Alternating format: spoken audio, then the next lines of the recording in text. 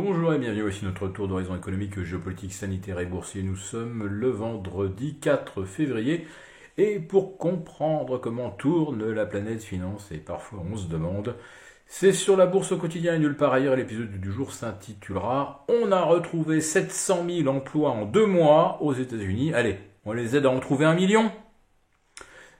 Bah finalement non, le million, on l'a peut-être déjà. Et oui, figurez-vous que le rapport sur l'emploi, publié à 14h30 ce vendredi, le fameux NFP, fait apparaître 467 000 créations d'emplois. Or, la fourchette des estimations allait de moins 125 000 chez Jefferies à plus 180 voire 200 000 pour les plus optimistes. Autrement dit, par rapport à l'estimation médiane, allez, on va se situer aux alentours de 160 000.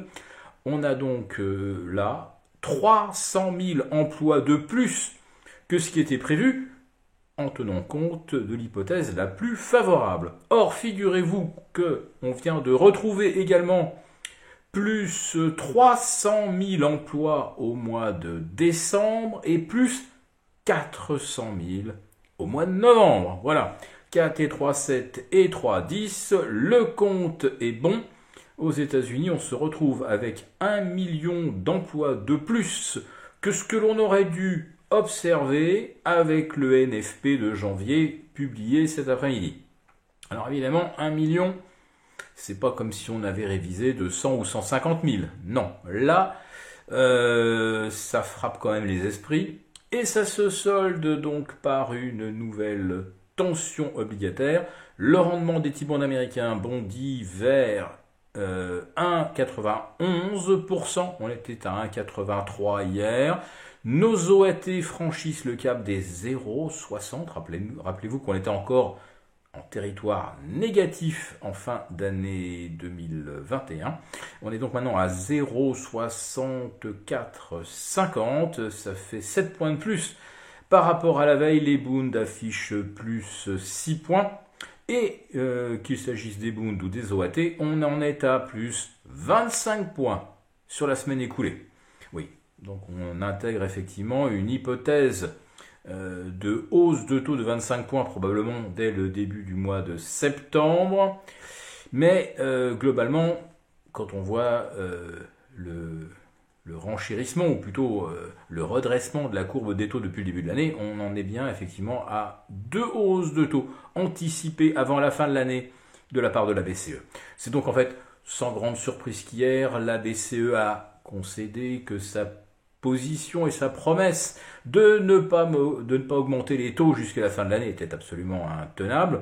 On peut encore faire observer que si la hausse de taux commence en septembre, ça nous fait encore 8 mois, voire 8 mois et demi, vu le calendrier, de taux zéro. C'est quand même pas si mal, alors qu'aux États-Unis, on devrait avoir la première hausse de taux d'ici 6 semaines, c'est-à-dire 7 bons mois avant que la BCE ne réagisse.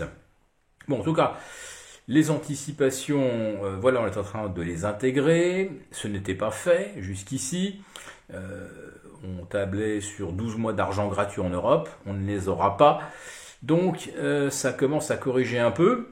Et le CAC 40 retombe donc sous les 7000 points, aux alentours de 6930. Autrement dit, le CAC 40 qui était en hausse ce matin et en hausse sur la semaine d'environ 0,6 ou 0,7%, eh bien bascule exactement à l'inverse, dans le rouge de moins 0,7% sur la semaine écoulée. On est également aux alentours de moins 1% sur l'Eurostoxx, et à Wall Street, l'ouverture s'annonce indécise après un plongeon de 3,7% du Nasdaq hier soir, qui était le plus gros coup de tabac qu'on ait observé sur les technos depuis le mois de septembre 2020, et même on peut remonter jusqu'au mois de mars 2020. On était à moins 4 en fait sur le Nasdaq 100. Donc les portes de saloon continuent de battre à toute volée. Très difficile de travailler dans ces conditions.